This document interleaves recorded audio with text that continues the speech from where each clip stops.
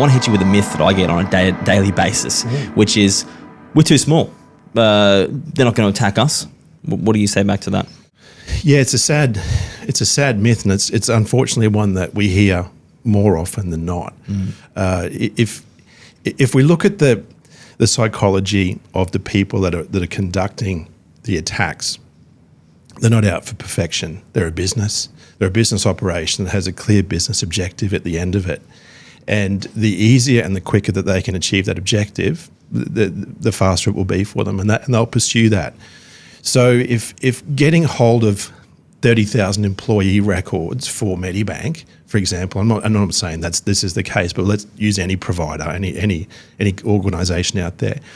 If I want to get those records of that large organisation, it's likely going to be much easier for me to attack someone that's likely to have those records as opposed to the large organisation themselves. The large orgs are usually pretty well defended, and they've got good processes in place.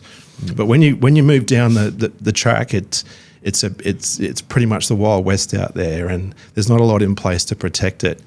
So you're absolutely right. That's one of the real key myths that we do need to debunk, and not just for the third party sake. This is one of the real core reasons that got me into cybersecurity. And again, coming from small business myself, we typically have everything invested in our companies.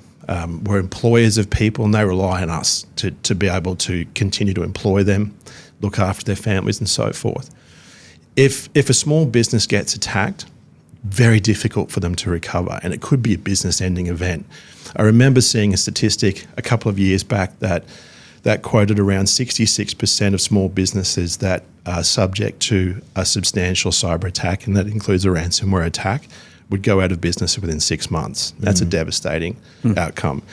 For large corporates, it might mean 1 or 2 people get fired and the business will go on. But for small business, that small business owner has lost their income, has lost probably one of their bigger assets.